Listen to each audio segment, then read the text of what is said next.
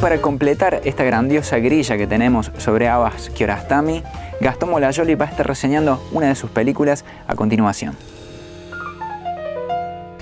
Continúa el ciclo dedicado a Abbas Kiarostami en el Centro Cultural Leonardo Fabio. La semana pasada hacíamos una breve referencia a Primer Plano, una de las grandes películas de todos los tiempos y para mí su obra maestra, su gran obra maestra.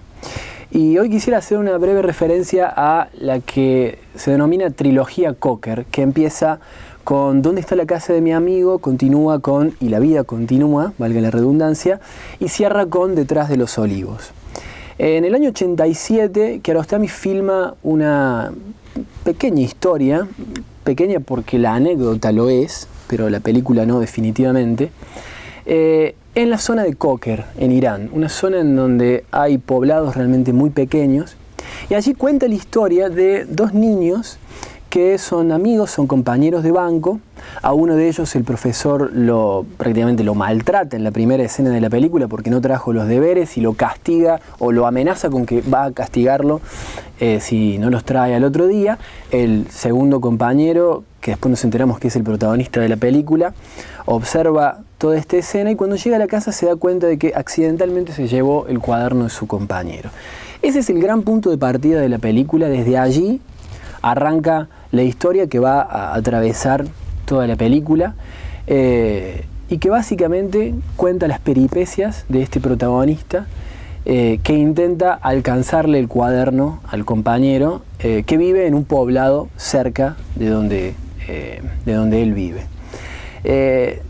La película es realmente hermosa, yo creo que es de una ternura difícil de igualar, no se me ocurren otras películas, al menos protagonizadas por niños, que estén a la altura. Definitivamente es la gran película sobre la infancia, yo creo, aunque por ahí podríamos acercar esta película a La noche del cazador de Charles Laughton o, por qué no, Los 400 golpes de Truffaut, pero yo creo que ¿Dónde está la casa de mi amigo? Está quizás encima de esas dos grandes películas de la historia del cine.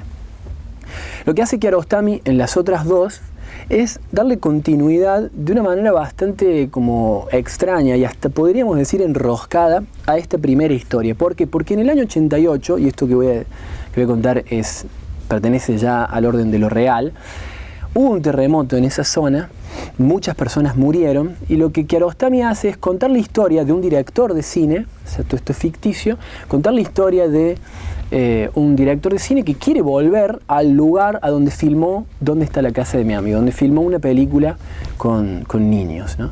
Para ver si esos niños están bien, si esa gente con la que filmó la película está viva, etc. Toda la película, la segunda parte de esta trilogía, Y la vida continúa, gira en torno de ese gran conflicto, de ese gran dilema.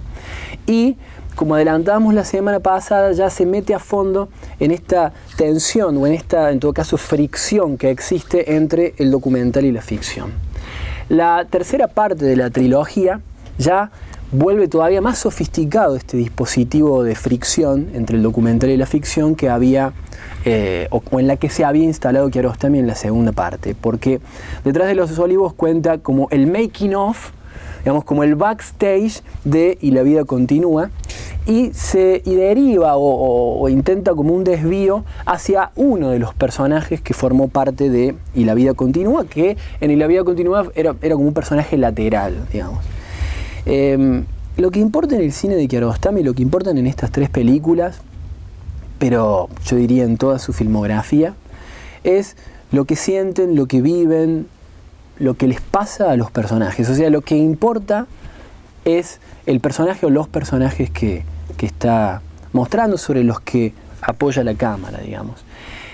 Incluso habría que decir algo más. Yo creo que lo que importa es la dimensión que adquieren estos personajes, al punto de que ya el nombre de personaje o la definición de personaje se pone en cuestión, digamos. Ya no solamente porque los personajes hacen de sí mismos, sino porque está todo el tiempo, o justamente por eso, digamos, porque está todo el tiempo filtrándose la realidad, digamos. Eso que nosotros estamos viendo, si bien el dispositivo es ficcional, es casi un documental. Es un documental sobre la realización de una película que a su vez está tratando de contar acerca de la realización de una película. O sea, es como una suerte de puesta en abismo, ¿no? En donde, o lo que a veces se suele definir como un juego de cajas chinas, pero que nunca se entrega absolutamente a la forma, digamos por la forma misma, sino que de vuelta está profundamente interesada en esos personajes. O sea, el interés, como siempre en el cine de Kiarostami, es profundamente humano. Él es un cineasta humanista.